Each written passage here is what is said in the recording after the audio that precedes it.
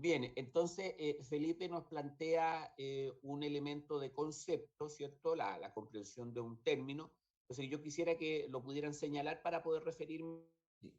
a Ahora él y luego lo avanzamos tengo. al segundo.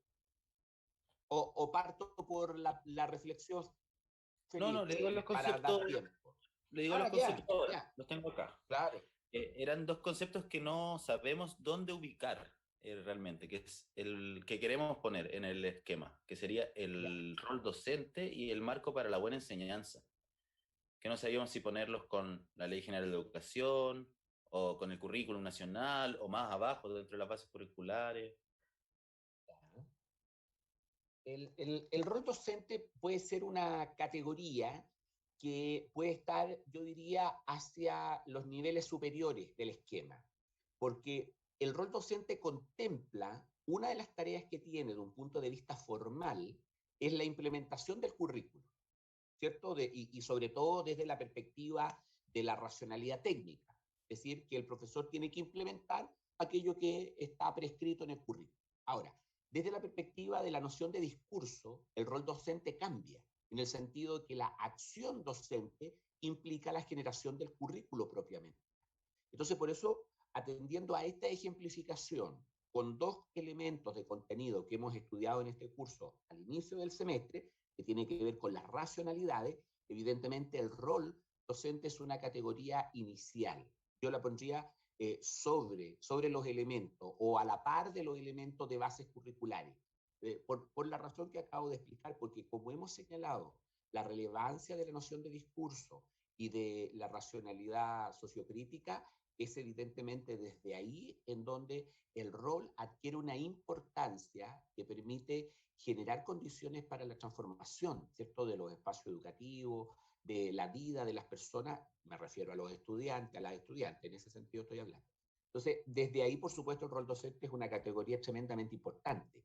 Y en el caso, por ejemplo, de otro concepto que mencionaste, el marco para la buena enseñanza, más bien es un concepto de muy baja inclusividad, es decir, es un concepto más bien que va en la parte, en la sección final de lo que es el esquema, porque el marco para la buena enseñanza lo que establece son ámbitos, dominios y criterios que se entienden que son las posibilidades de desempeño que tiene un profesor, ¿cierto? Entonces, están establecidos los cuatro ámbitos, los criterios, los descriptores, y cada uno tiene su explicación correspondiente, de tal manera que operacionaliza lo que se entiende por ser un buen profesor, una buena profesora. Entonces, eso es un elemento más bien final o en la parte última de lo que denominamos el esquema.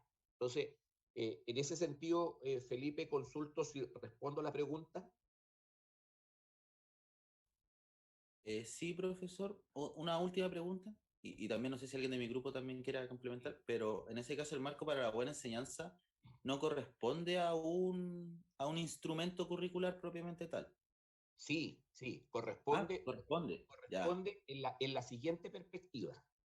En la siguiente perspectiva corresponde a un instrumento curricular, porque si nosotros lo miramos, por eso voy a hacer una reflexión aquí introductoria para justificar el planteamiento que estoy haciendo. Si nosotros consideramos la racionalidad técnica como elemento basal para la acción docente, evidentemente el marco para la buena enseñanza adquiere un rol y una importancia. Si nosotros nos posicionamos desde la perspectiva de lo que significa la noción de discurso de Da Silva, el marco para la buena enseñanza adquiere otro rol y otra connotación. Entonces, los instrumentos por sí mismos nos definen ciertos elementos, pero siempre tiene que ver con la mirada de la racionalidad curricular en la cual se va a hacer la acción docente o la acción pedagógica, la acción educativa. Y es por eso que la relevancia de tensionar estos conceptos, como lo estás haciendo tú con el grupo, decir, mire, ¿dónde ponemos el marco para la buena enseñanza? ¿Es o no es un instrumento curricular? Claro, el marco para la buena enseñanza, si uno lo pone, por ejemplo, desde la perspectiva de la racionalidad técnica, claro, constituye un tremendo instrumento para el control de la acción docente en función de asegurar aquello que se define en las bases curriculares. porque ahí la lógica, desde esa perspectiva de la racionalidad técnica, efectivamente es asegurar la implementación del currículo, sin mayores discusiones de sentido o qué es lo que busca o qué es lo que ellas y ellos deben ser, porque esa cuestión está ampliamente discutida desde esa racionalidad. Esa cuestión se da por separado. Entonces, la discusión se transforma en cómo implementamos. Y para saber si el profesor es un buen implementador del currículo, el marco para la buena enseñanza es un excelente instrumento que permite monitorear ese cumplimiento. Ahora, si yo me pongo en la noción de discurso, evidentemente, el marco para la buena enseñanza podría ser simplemente un elemento más dentro de la acción curricular que un profesor, una profesora desarrolla al momento de interactuar con sus estudiantes y al momento de mediar esos conocimientos y esas habilidades y esas actitudes que define el currículo formal. Y es ahí donde el marco para la buena enseñanza, en la noción de discurso, adquiere una connotación completamente satelital, meramente referencial. Pero en la racionalidad técnica, el marco para la buena enseñanza es muy importante. ¿Debido a qué? A que identifica cuál es el comportamiento profesional que un profesor o una profesora tiene para asegurar la implementación del currículo. Y no la discusión del sentido de los contenidos, no la discusión de cómo esos contenidos contribuyen o no a formar un determinado tipo de persona, porque esa cuestión ya se ha discutido en las bases del currículo. ¿Te das cuenta que esa discusión ya se dio a nivel de los expertos, que es la forma como se genera el currículo formal en Chile? Un grupo de expertos, ¿cierto?, propone un currículo, el Consejo Nacional de Educación aprueba el currículo y el Ministerio, junto con los profesores, se encargan de la implementación. Eso es la racionalidad técnica. Desde la racionalidad, desde la perspectiva del discurso y la racionalidad crítica, evidentemente el marco para la buena enseñanza es un elemento meramente referencial, meramente prescriptivo, que no permite, que no contribuye a la acción curricular desde la criticidad. Entonces, puestas las cosas en estos términos, uno dice, bueno, ¿y dónde pongo el marco? Bueno, depende de dónde, como profesoras y profesoras en formación, que son ustedes, se posicionan para su propia formación y para lo que van a hacer el día de mañana. Y el día de mañana es dentro de un par de semestres, no es muy lejos. Ya están en el quinto semestre. Entonces, desde esa perspectiva, Felipe, no hay una respuesta única. Que yo te diga, mire, el marco para la buena enseñanza, póngalo aquí porque significa tal cosa. Porque eso significa, yo doy esa respuesta, develo una racionalidad que estaría presente, que no está, porque estamos más bien en la racionalidad, el discurso, la racionalidad crítica, que nos pone marcos y parámetros muy amplios y prácticamente se desdibujan desde la noción de discurso por los argumentos que ya hemos discutido en este mismo curso. Entonces, Felipe, consulto nuevamente si respondo el planteamiento. Para mí sí, profesor. No sé Ya. si otra duda de mis compañeros, Sí, por compañeras. eso consulto al resto de los integrantes del grupo o del curso si quisieran agregar o señalar algo sobre esta materia. Lucas. Entonces, entonces, el rol docente a través de la ley de educación generan el currículum nacional. ¿Algo así tenía entendido? Claro, lo que pasa es que la Ley General de Educación, ¿cierto?, establece un conjunto de objetivos para la educación parvularia, básica y media. Ya. Y esos objetivos, que son las grandes finalidades del proceso educativo en esos niveles, de ahí uno puede decir, bueno, si se espera que los estudiantes de estos niveles logren determinado aprendizaje, uno puede decir, bueno, entonces lo que se espera es que el rol docente sea determinado por esto. Y es ahí donde uno, si hace uno esa lectura, ¿cierto? Si uno hace esa lectura, la que yo estoy haciendo, uno dice, mire, aquí está presente la racionalidad técnica. ¿Por qué? Porque el profesor, es decir, el rol docente, su foco prioritario está en implementar aquello que se establece en la prescripción curricular.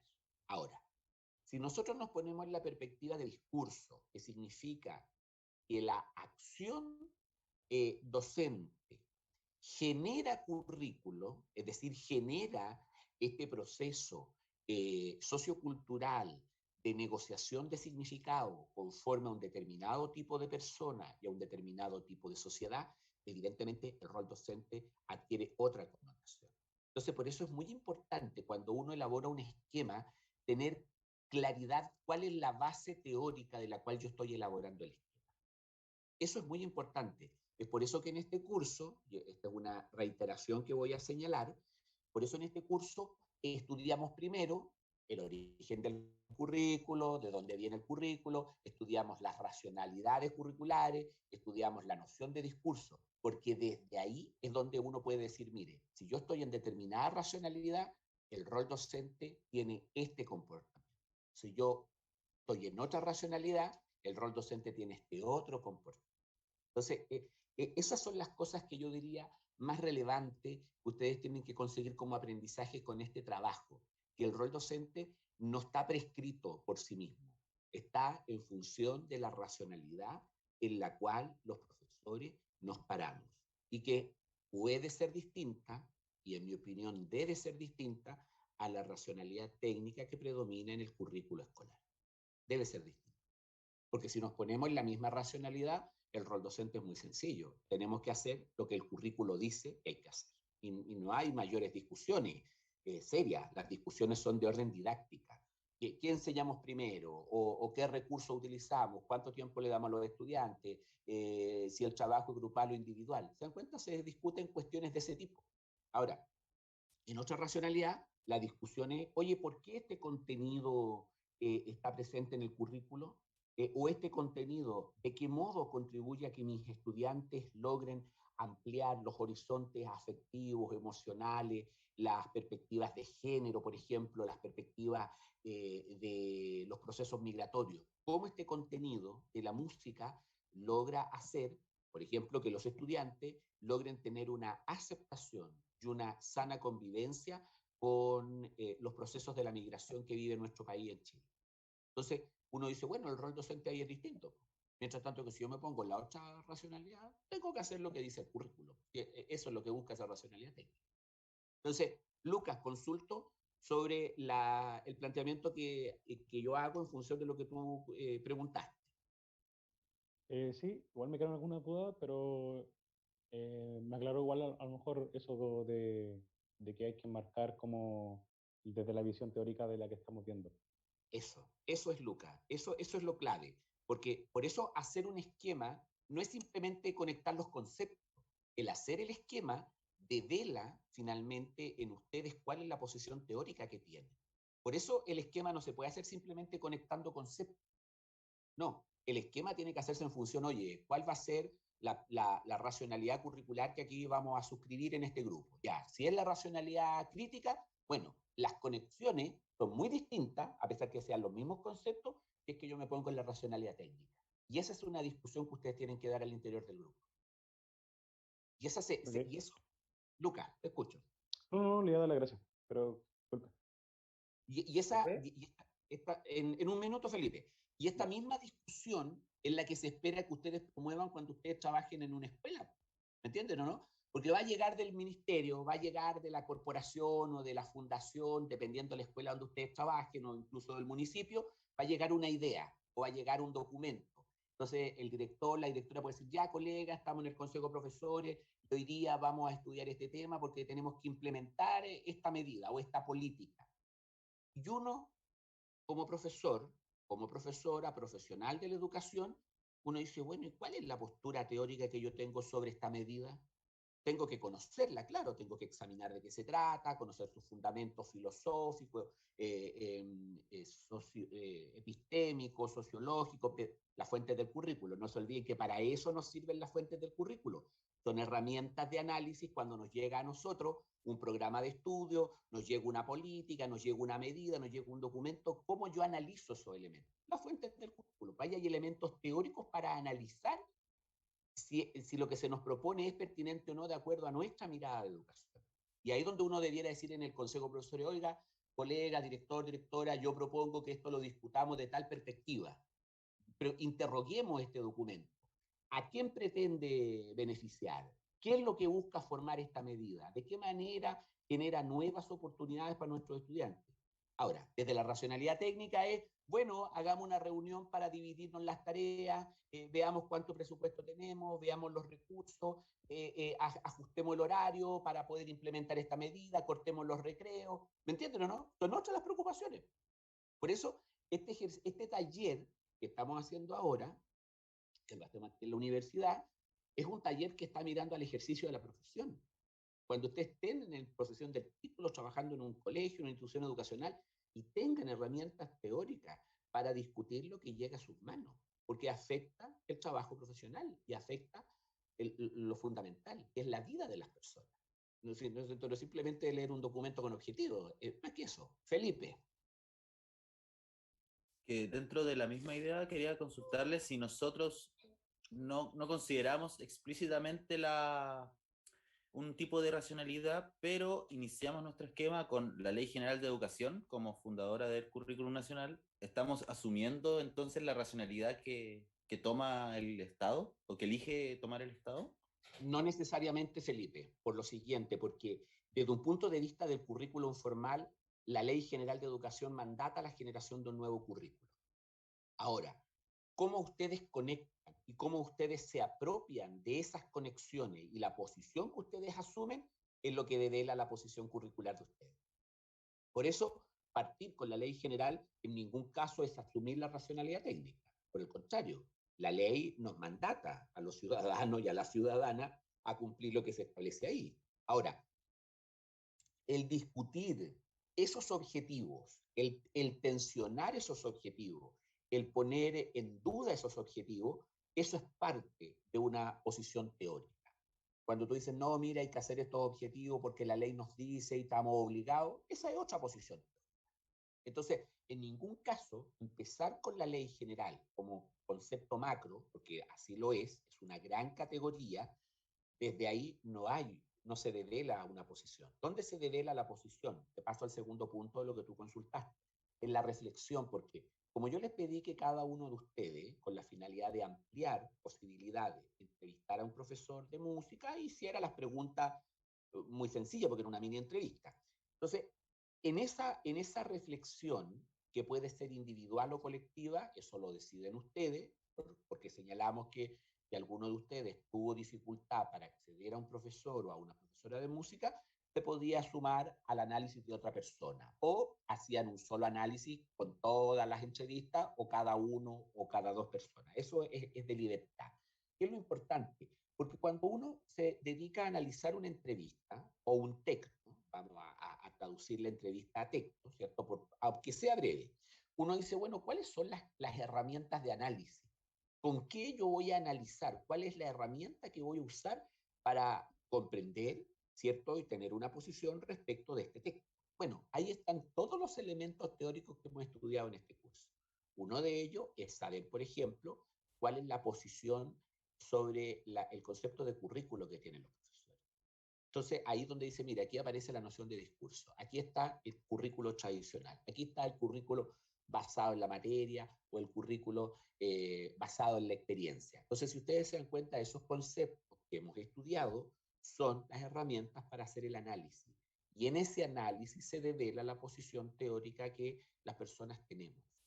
Entonces, respondiendo a tu pregunta de manera muy concreta, ¿qué se espera hacer con ese análisis? Con ese análisis se espera que ustedes hagan un estudio breve, por supuesto, porque era una mini entrevista, no era una cosa muy extensa, y ustedes digan, mire, de acuerdo a los antecedentes, la respuesta que el profesor o la profesora de música señala, se identifica que aquí hay presencia de ciertos elementos de la noción de discurso o de ciertos elementos del currículo tradicional, debido a esto, y en consecuencia se observan estos elementos. Ese es el sentido de ese trabajo. Quiero insistir en la forma.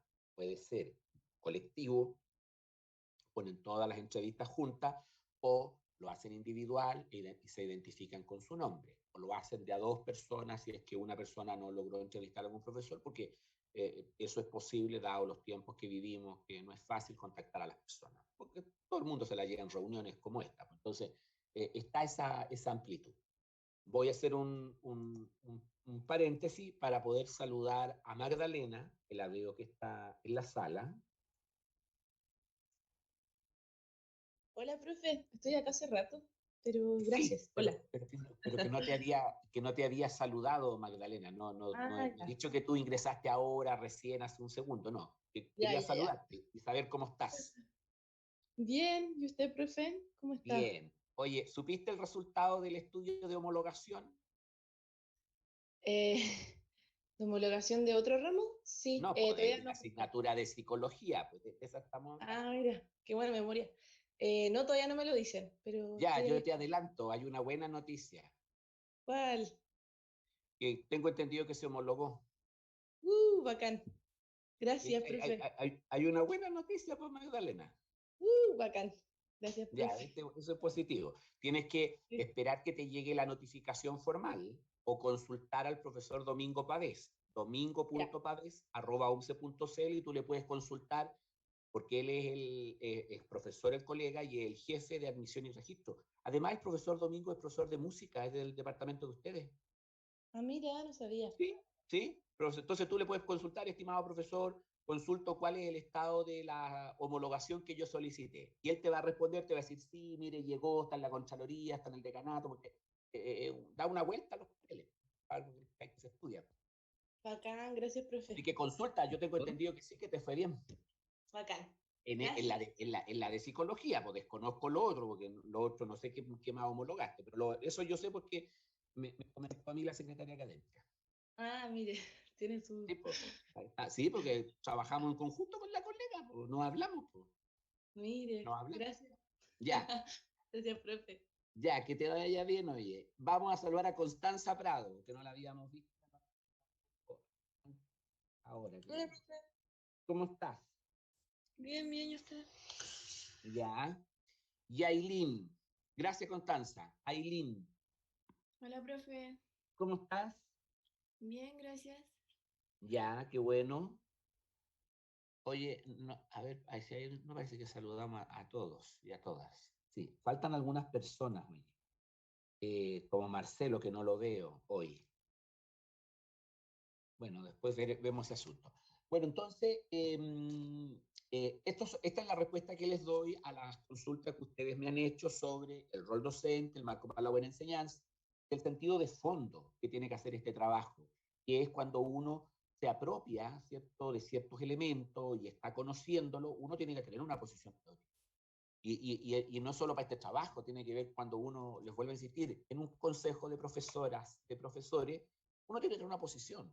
Y esa posición tiene que estar argumentada. Y para eso hemos hecho las lecturas y estos trabajos que les permiten a ustedes tener herramientas de posición y de contribución, ¿cierto?, a lo que hace un profesor, una profesora en el marco de la escuela, por ejemplo, o de una organización educativa en un sentido más amplio, no solamente puede ser escuela, puede ser otro tipo de organización educativa.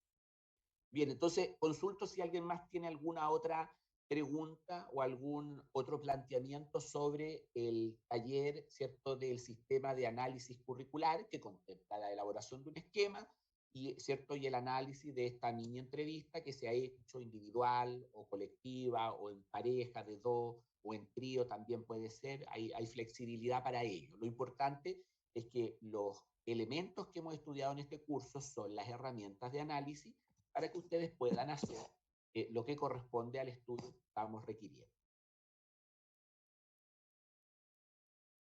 Bien, entonces, si no hay consulta, yo quisiera compartirles un tema que me parece relevante, porque no se olviden que hicimos un ajuste en la planificación, que lo conversamos acá, porque la otra semana nosotros tenemos las presentaciones de los temas referidos a inclusión y currículum, y me permito recordar que el día 1 de junio, que es el próximo martes, es un día muy importante, expone Marlene y el grupo donde está ella, ¿cierto? Y también expone Aileen y el grupo donde está Aileen.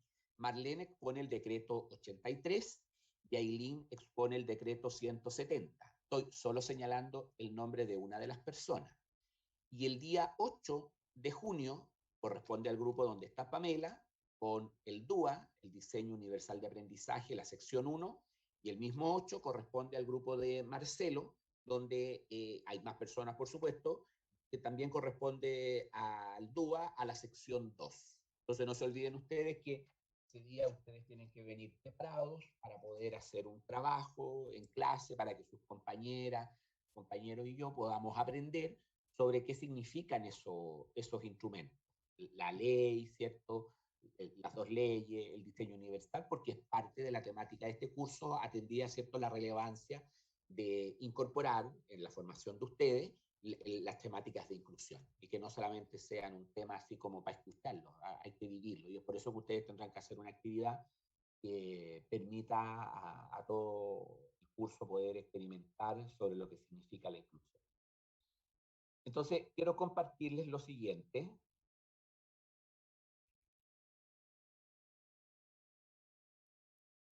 Quiero compartir lo siguiente. Vamos a estudiar un tema que es muy importante, que está dentro del curso, que se denomina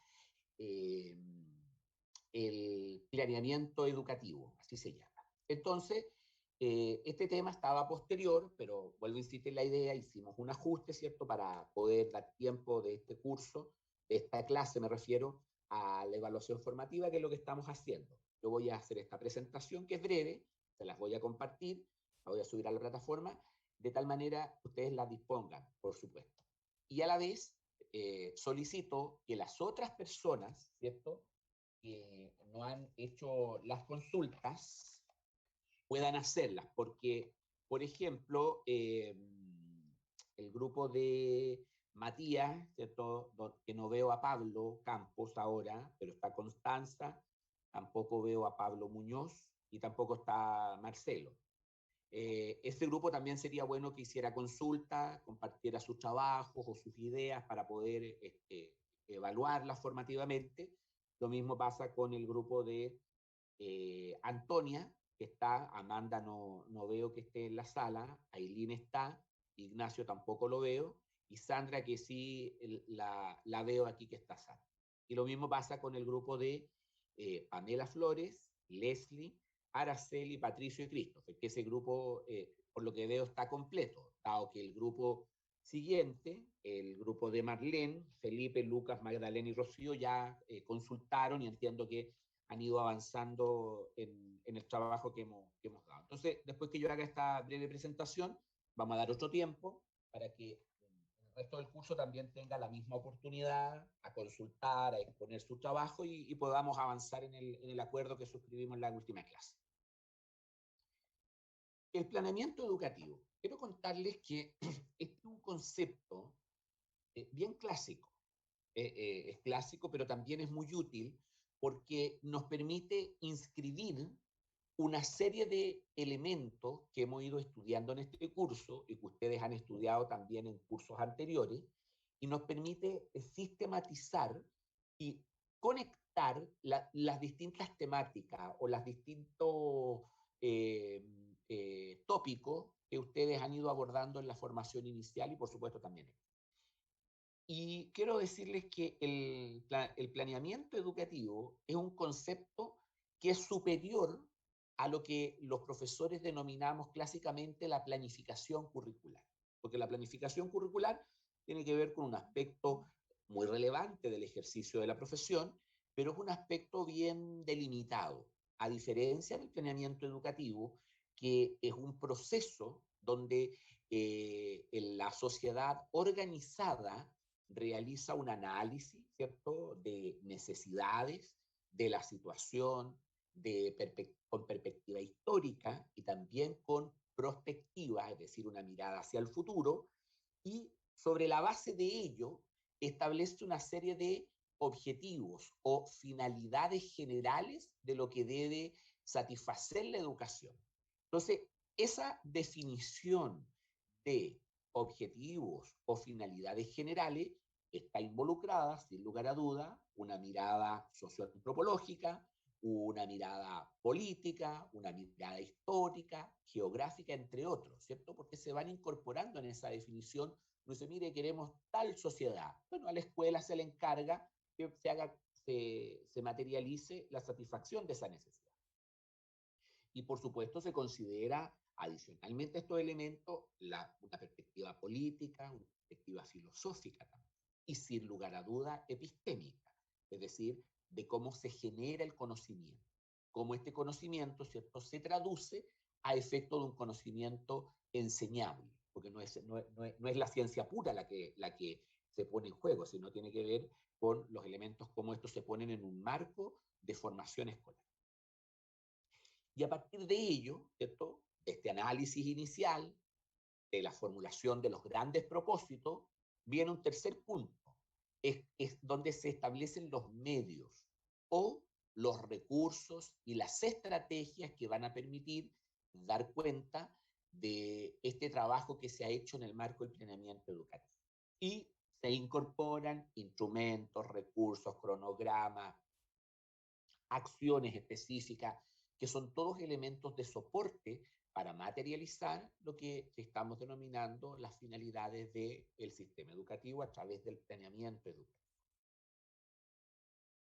Quiero que miren, por favor, este esquema, que es un mapa conceptual, en donde el planeamiento educativo tiene 3 niveles. El primer nivel se llama la educación del país, y esa educación del país tiene una visión de conjunto, es decir, el sentido de la nacionalidad, el sentido de pertenecer a una nación. Y esto es un elemento, desde la perspectiva del postestructuralismo, ampliamente discutido. Si ustedes se dan cuenta, en nuestro país, en nuestra tradición, esperen un momentito, por favor, que tengo que atender un llamado.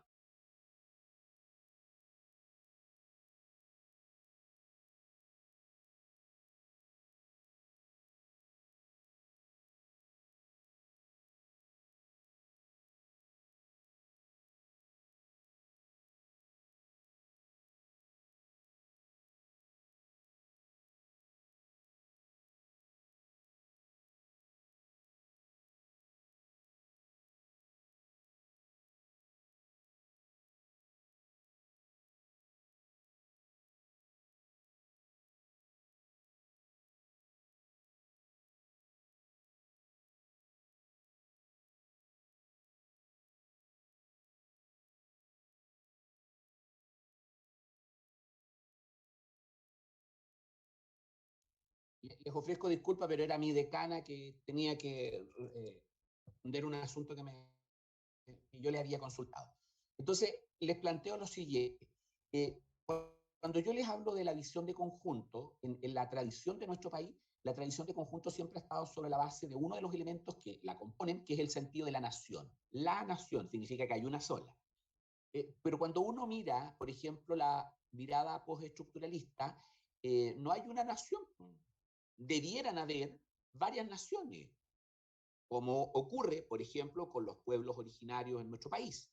Y es por eso que, si ustedes miran, por ejemplo, lo que pasa en Bolivia, que es un estado plurinacional, y lo que pasa en otros países, también donde los pueblos originarios se les respeta y se les considera de una forma muy distinta a lo que ocurre en nuestro país. Por eso la visión de conjunto también, de algún modo, está en función de la perspectiva y de la base teórica sobre la cual uno se posicione. Porque, por ejemplo, uno puede decir, bueno, la visión de conjunto de la nación chilena son A, B, C, D, y uno caracteriza ese elemento.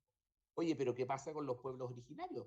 ¿Cómo los invisibilizamos así de manera tan rápida, tan gratuita? ¿Y cómo desconocemos 300 o 500 años de historia? O sea, entonces, por eso cuando uno dice, mire, la visión de conjunto no es un asunto puramente técnico. La visión de conjunto es una posición política cuando se hace el planeamiento educativo. Entonces, por eso es muy importante que el nivel de educación del país es una cuestión que se juega en las esferas políticas. No es simplemente una cuestión que nosotros en la escuela hablemos de que hay pueblo originario, no. Es un asunto más complejo, porque desde la posición y desde ahí se generan políticas, se generan medidas específicas. Asimismo, la educación del país tiene una concepción filosófica, es decir, una concepción de hombre, ¿cierto? En un sentido amplio, no está pensado en una cuestión de género, sino en una mirada antropológica, ¿cierto? Por eso hablamos mejor de persona y también de sociedad, y también de sociedad. Y el segundo nivel es el nivel del sistema educativo, que considera la política educativa, ¿cierto?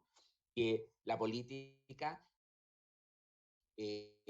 va sistematizando lo que es la visión de conjunto de esas necesidades, de esa concepción filosófica que hay sobre la persona. El sistema educativo define una estructura legal, ¿cierto? Donde está el ministerio, los sistemas locales de educación, el sistema municipal, la escuela particular subvencionada y la escuela particular pagada. Define una estructura legal y define que para ello hay ciertas normas, ciertos instrumentos legales que van a regular determinadas materias. Y finalmente se establece un financiamiento que es fundamental porque si no el sistema no puede funcionar y que el financiamiento tiene que ver con la ley de presupuesto, adicionalmente con medidas específicas como la ley de subvención especial preferencial, ¿cierto? La SEP, que es una medida, es una política que se ha venido desarrollando durante varios años en nuestro país, en las escuelas para atender necesidades muy específicas que tienen las familias y los niños y las niñas, ¿cierto? Ahí hay un tema de financiamiento. Y el tercer nivel es lo que se denomina el nivel de currículo. Y ahí, cuando uno entra a ese nivel, uno ve el currículo nacional, que en este caso se denominan bases curriculares. Después uno ve el nivel institucional, donde está el proyecto educativo institucional o el proyecto curricular de la institución, porque no son sinónimos esos dos instrumentos, pero tienen que estar relacionados. Está el currículum que se expresa en las asignaturas, ¿cierto? Y por último está el componente del proceso de aprendizaje y enseñanza, que tiene dos fases.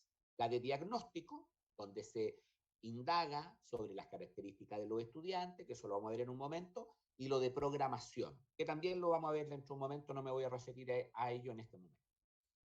Y el proceso de aprendizaje y enseñanza tiene 3 escalas temporales, como mínimo. Está la escala anual, que es la planificación que los profesores y las profesoras hacemos para un año, o puede ser de semestre también, por eso la universidad funciona semestral, mayoritariamente, el nivel de unidad de aprendizaje, de unidad pedagógica, y lo que se denomina el plan de clases, que es el desarrollo específico de una clase, Entonces, este es lo que hemos denominado el planeamiento educativo. No se olviden que es un proceso en el cual se identifican necesidades, y las necesidades no es una cuestión puramente técnica, hay una posición política sobre las necesidades, porque tiene que ver con la visión de conjunto, como le hemos dicho, una concepción de persona y sociedad, para luego identificar cuáles van a ser esos propósitos formativos que se busca formar con las personas, y ahí aparece la pregunta de Eda Silva, ¿qué es lo que ellas y ellos deben ser? No es otra cosa que la naturaleza del currículo. Y finalmente, ¿cierto? Pasamos a cuáles son los medios, los recursos, los elementos de soporte que permiten hacer operativo todo este proceso que se denomina planeamiento educativo. Vamos a desagregar el componente de proceso de aprendizaje y enseñanza. A esto quiero que pongan atención a lo siguiente. Este proceso, como lo hemos denominado, ya lo hemos identificado, tiene una fase de diagnóstico y una fase de programación. En la fase de diagnóstico hay al menos 3 situaciones en las que hay que indagar. Una es la situación de los estudiantes, en términos de características físicas, psicológicas, sociales, culturales, entre otras, las características de la comunidad, donde está inserta esta organización, donde está inserta la familia, ¿cierto? Y por último, las características de la escuela o de la institución educacional. Y por supuesto que estas características son muy importantes porque implican la cultura organizacional, los objetivos que la escuela busca con su actuación en la formación de los niños, las niñas y los adolescentes. Y es por eso que esta fase de diagnóstico es muy importante para poder llevar a cabo lo que significa la fase de programación. Y la fase de programación contempla al menos estos elementos. El de los conocimientos, ¿cierto? Los objetivos de aprendizaje, con las habilidades, las actitudes, el tiempo pedagógico, los recursos de aprendizaje, las actividades y estrategias de aprendizaje y el componente de evaluación. Por supuesto, es fundamental porque no se olviden ustedes que cuando nosotros estudiamos la evolución del currículo, uno de los aportes muy significativos que ocurren en el currículum ampliado es la incorporación de la evaluación a partir de los aportes de Ralph Tyler, que es un profesor, ¿cierto?, de la Universidad de Chicago, que falleció, por supuesto, a esta altura, y él elabora un modelo curricular a nivel de aula e incorpora visiblemente la evaluación de una forma muy distinta a la que se venía dando propio del currículo tradicional. Entonces, por eso la evaluación constituye en sí misma un espacio, una oportunidad y un proceso de formación que es fundamental para conocer cómo los estudiantes avanzan en la progresión de los aprendizajes que se comprometen. Voy a dejar de compartir la presentación. Entonces, yo quisiera señalar lo siguiente. ¿Por qué hemos hecho este planteamiento de estudiar este tema del planeamiento educativo? Porque el planeamiento educativo, ¿cierto? Si ustedes miran los trabajos que tenemos a la próxima semana, del decreto 170, del decreto 83, esos elementos, voy a volver a compartir la presentación para relevar este aspecto. Por ejemplo, en el marco de lo que significa los temas de la próxima semana, el decreto 170 y el decreto 83 transitan en estos niveles, porque el decreto 170 y el decreto 83 son respuestas a necesidades que la sociedad tiene en materias de educación. Y esas necesidades se responde a través de una política educativa.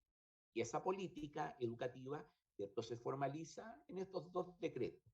Y esos elementos ingresan al currículum, porque regulan, ¿cierto?, las necesidades y la satisfacción de, o sea, no las necesidades, sino regula la satisfacción de las necesidades educativas especiales, por ejemplo, ¿cierto? Entonces, es por eso que estos temas que estudiamos la próxima semana están presentes en el planeamiento educativo. Y esa es una conexión que yo les solicito que ustedes puedan hacer deliberadamente, de poder relacionar los temas que hemos ido estudiando en las clases anteriores con aquellos que estamos desarrollando ahora y con las clases que vienen a continuación. Porque eso a ustedes les va a permitir generar una visión de conjunto, pero también una mirada focalizada sobre los tópicos que aquí hemos abordado.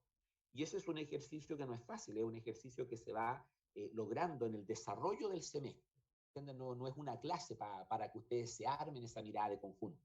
Por eso la importancia de estar siempre muy atento al desarrollo de cada una de las sesiones, porque cada una va aportando elementos que les permiten a ustedes tener esta mirada que se busca, que sea una mirada de posición crítica, también de conjunto, focalizada a la vez, y ese es un desafío, articular esos dos elementos de lo que significa el currículo. Entonces, quiero consultar quién de ustedes tiene preguntas o consultas sobre este punto en particular y también sobre la evaluación formativa que comprometimos la semana pasada, la semana anterior, la última que nos vimos, para esta semana. Entonces, ustedes tienen la palabra.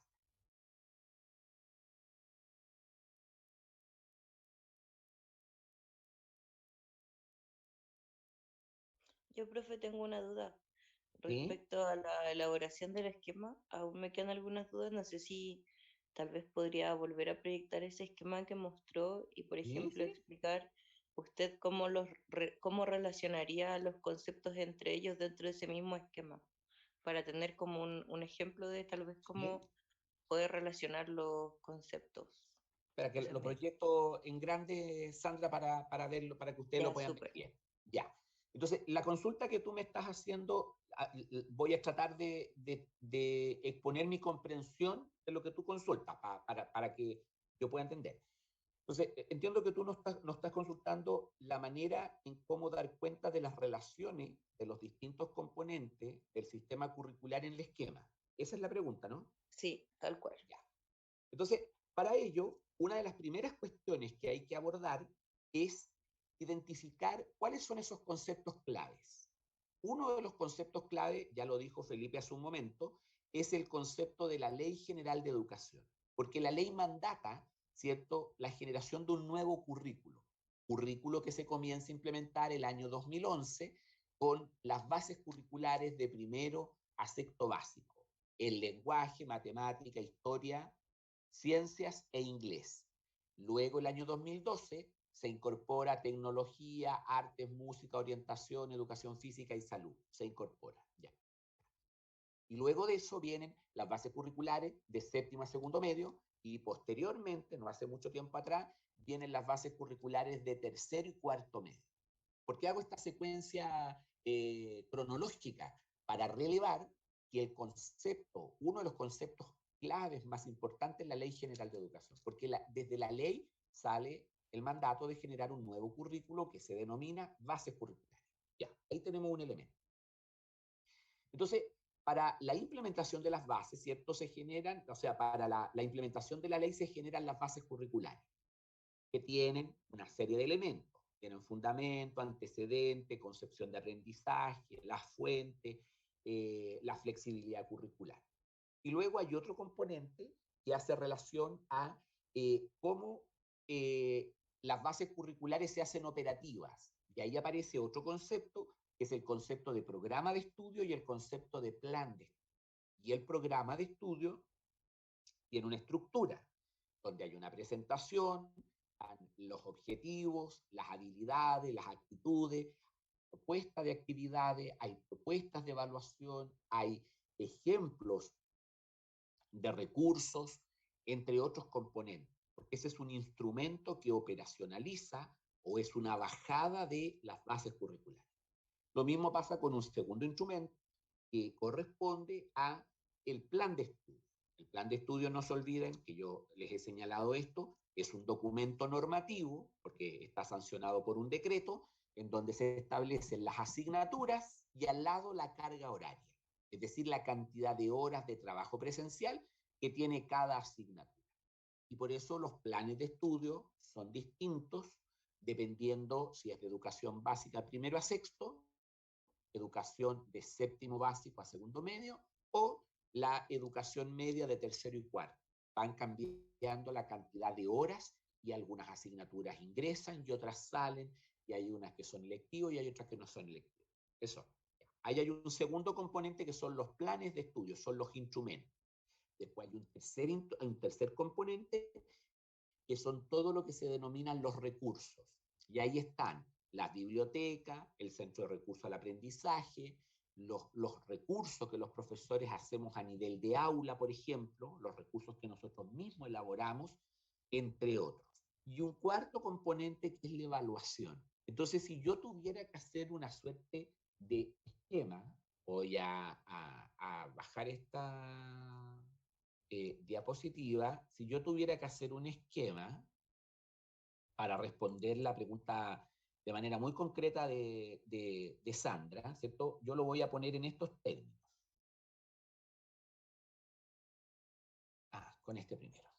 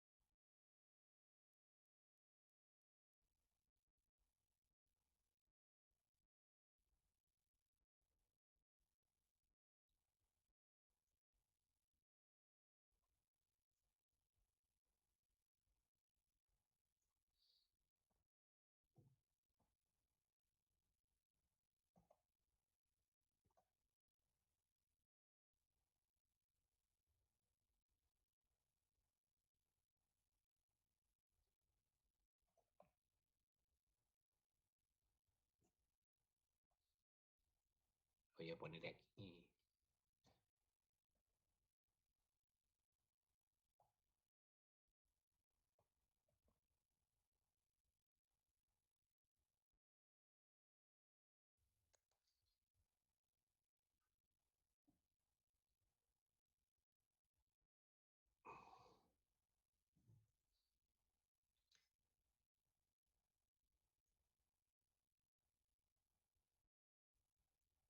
Quiero que pongan atención aquí, por favor.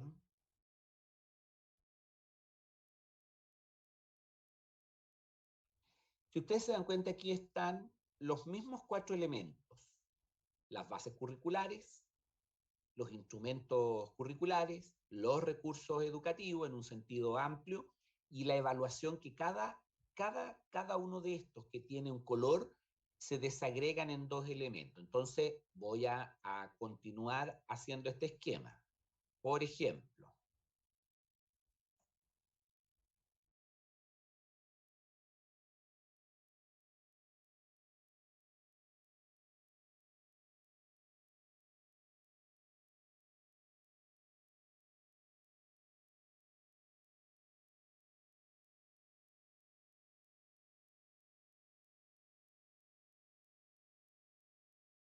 aquí puse el programa de estudio. Y el programa de estudio se puede descomponer de acuerdo a lo que lo constituye. Y ahí donde uno va al programa y lo examina y lo estudia para saber cuáles son los componentes que lo estructuran. Y uno lo pone aquí. Y lo mismo pasa con la evaluación. Ahora, yo puedo darle a esto otra forma de organización. Esta es una en particular. Voy a duplicar para poder hacer otra forma de organización.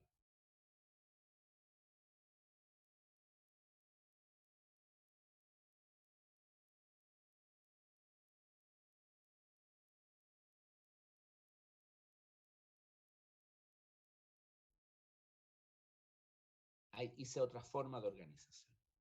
¿Se dan cuenta? Entonces ahora yo, por ejemplo, a cada uno de estos le puedo agregar una figura, como las que están en otras diapositivas, pero esa es la forma, Sandra. Entonces, por eso es muy importante que este esquema dé cuenta de los componentes de las bases. Y las bases tienen una serie de elementos que están en las mismas bases: los antecedentes, las fuentes, los conceptos clave o las definiciones curriculares, los principios valóricos, porque ahí están establecidos los valores que promueve el currículo nacional. Claramente están establecidos. Uno de ellos es el sentido de la nacionalidad. ¿Se encuentra? Entonces, son elementos que uno tiene que conocer como profesor, como profesora, porque están formalmente prescritos, son parte del currículo informal. Entonces, Sandra, consulto si a partir de este ejercicio que he hecho, respondo tu consulta. Si les soy sincera, no tanto como quisiera entender. Es Ya. que, Entonces, tienes que decirnos qué aspectos no te quedan claros o lo que no entiendes o lo que no sabes hacer, porque para eso está esta clase. claro, bueno, en mi cabeza, un Ya. esquema, bueno, lo hablamos creo la clase pasada, como el tema de la descomposición, eso sí lo tengo claro, pero por ejemplo lo que usted hizo ahora, no se asemeja como a lo que yo en mi mente tengo de esquema. O sea, yo pensaba que tal vez relacionarlos es como de esa descomposición generar como relaciones, como con líneas o flechas, pero no sé si eso igual estaría bien o Sí, no. pues. Ya, mira, lo que pasa es que a lo mejor yo no hice algo, que lo voy a hacer, y no es muy difícil. Vamos a cambiar ese color, porque el color un poquito fuerte, ya.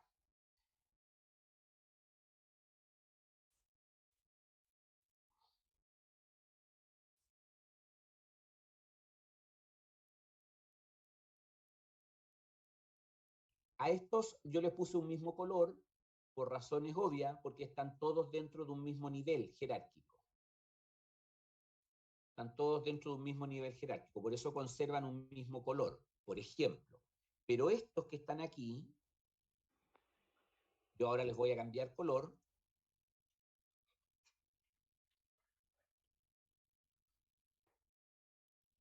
Y la forma de los colores igual es una forma de Claro. relacionarlos. Sí, pues la forma del color lo que representa Sandra, y esto va para todo el curso, es el sentido de jerarquía entre los conceptos.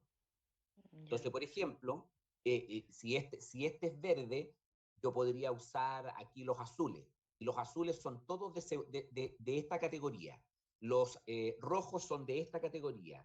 Y los naranjos son de esta categoría. Eso representa el color, representa un nivel jerárquico. Y ahí yo establezco a continuación, que yo no había hecho esa parte, pero la hago porque es relevante para el efecto de lo que estamos hablando. Ahí. Ahora, no se olviden ustedes que esto yo lo estoy haciendo con Power, pero aquí hay software para hacer esta cuestión. El Map Tool, entre otros. Hay cuestiones que tú vas poniendo los conceptos y van saliendo rápido. Esta es una forma bien, como decir, clásica de poder establecer este esquema, pero que igual es útil, igual es válido. Tomará más tiempo, a lo mejor, pero igual sirve. Ahora, en este caso de acá, al primero yo no puse, pero lo vamos a poner de todas maneras, y vamos a buscar otro color como ese. Y a continuación vamos a unir todos los conceptos.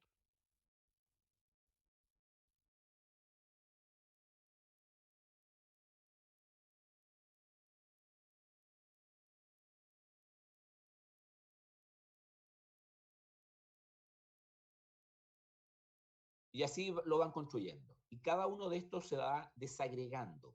Y en la medida que van desagregando, uno dice, ah, pero este concepto tiene relación con esto. Porque, por ejemplo, uno de los elementos que establecen las bases curriculares son precisamente los conocimientos, las habilidades y las actitudes. Y yo los voy a poner aquí.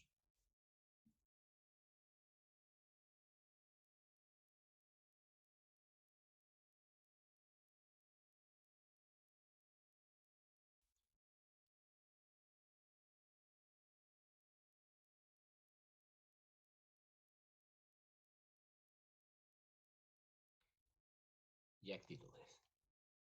Estos conocimientos, habilidades y actitudes se desprenden de las bases curriculares.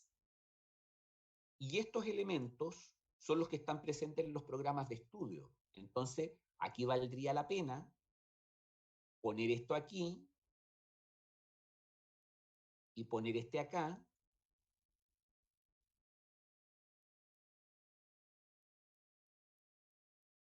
para de este modo poder conectar los conocimientos y las actitudes, que lo voy a hacer de inmediato,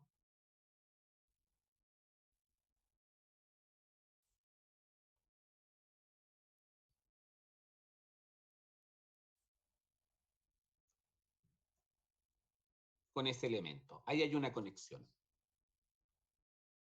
¿Se dan cuenta? Entonces, yo primero establecí este programa, lo puse acá, plan lo puse este otro lado, pero cuando me doy cuenta que uno de los elementos de las bases curriculares son conocimientos y habilidades y actitudes, y los programas lo que hacen, que operacionalizan, lo invierto y establezco la conexión. Entonces ahí voy estableciendo conexiones entre los componentes del sistema curricular.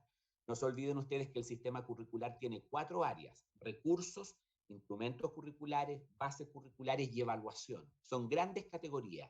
Cada una de estas categorías tiene descomposiciones internas, que son los que aparecen aquí. Aquí, por ejemplo, en instrumentos curriculares está planes de estudio y programas de estudio. En las bases curriculares están las bases dependiendo del nivel educativo al que hagamos referencia. Y en evaluación, los estándares, los otros indicadores de calidad, el CIMSE, la evaluación de aula, y uno va descomponiendo. Y eso uno va estableciendo conexiones como lo hemos puesto aquí. Entonces, vuelvo a consultar, Sandra, si va quedando más clara la indicación de cómo establecer el esquema. Sí, ahora ya sí en su totalidad logré entenderlo. Ya. Entonces, lo que yo les propongo, por ejemplo, de las bases curriculares, ¿cierto? Uno mira las bases curriculares y uno identifica cómo está estructurada las bases curriculares. Y esos elementos, los grandes temas de las bases, son los que van en esta zona que yo he marcado aquí. Y desde aquí yo digo, ah, esto tiene relación con esto y con aquello. Y esto relación con esto y con esto otro. ¿Se dan cuenta? Por ejemplo, los programas de estudio y los conocimientos y habilidades están relacionados con la evaluación. Entonces, a lo mejor valdría la pena poner los recursos acá y la evaluación aquí. Y los recursos los pongo acá porque, de todas maneras, la evaluación se conecta con los programas de estudio y con los conocimientos y habilidades. Y así uno va armando el esquema. Entonces, lo que yo sugiero, como aquí hay 4 grandes temas, a lo mejor cada persona puede tomar un tema, ¿cierto? Lo desarrolla y después lo presenta. Y dice, mira, yo opino que esta es la forma. Y tú dices, oye, no, porque yo vi esta otra relación. Y eso se negocia, ese establecimiento de conexión se negocia. Ahora aquí yo puedo usar palabras entre medio, también, eso también es posible. Ahora, si ustedes quieren usar este otro, es otra forma de hacerlo. Pero aquí lo importante son las conexiones que se establecen, y esas conexiones están dadas, ¿cierto?, por la posición teórica que hemos conversado al inicio. Porque no se trata simplemente de conectar por conectar, se trata de conectar en función de una posición teórica que uno define en el grupo. Y es para eso están los elementos que hemos definido previamente en este curso. Bien, consulto si hay alguna otra pregunta o si algún grupo en particular quisiera presentar o hacerme alguna consulta en específico, más privada, por llamarlo de algún modo, porque si es así, concluimos la clase en este momento y yo me quedo con ese grupo o con los grupos que sean necesarios para poder darles la asesoría correspondiente a este trabajo. Sí, profesor, yo tengo una duda ¿Ya? sobre el orden de los elementos, porque a diferencia de como lo hizo usted en el ejemplo, nosotros hicimos como más lineal, como que de la Ley General de Educación baja el currículo nacional, de ahí bajan las bases curriculares, de ahí bajan los instrumentos y los recursos, de ahí como no sé si me entiende, como la diferencia con cómo usted lo hizo. Y no sé si hay solo una forma correcta o también esté bien hecho así. No, pues si tú me muestras esa forma, sí, así como en el esquema que yo lo hice aquí, Felipe, como para entender, porque esa explicación que tú me das en texto, hablado, no es lo mismo que una explicación en esquema con estos conceptos. Igual podría ser Si quiere... algo más privado si es posible. Por eso les consulto, porque claro. si es así, yo me quedo con ustedes y dejamos el resto del curso en libertad para que pueda hacer el estudio, tenga el tiempo suficiente. Y si hay otro grupo que quiere, lo dejo en una sala, yo los atiendo a ustedes y después atiendo al otro grupo, porque nos queda tiempo todavía dentro de la clase. Me parece muy buena idea. Ya, entonces, Sí. bien. Consulto si hay alguna pregunta más de orden general, porque si no es así, concluimos aquí y yo me quedo con el grupo de Felipe, Lucas, los estudiantes que están ahí, y si hay otro grupo que se quiere quedar, yo lo pongo en una sala aparte y los atiendo dentro de un momento una vez que trabaje con este grupo inicial. Bien, entonces la clase queda hasta aquí y se quedan las personas o los grupos que quieran atención, no hay ningún inconveniente porque tenemos tiempo para eso. Nos vemos la próxima sesión, no se olviden que comienza el grupo de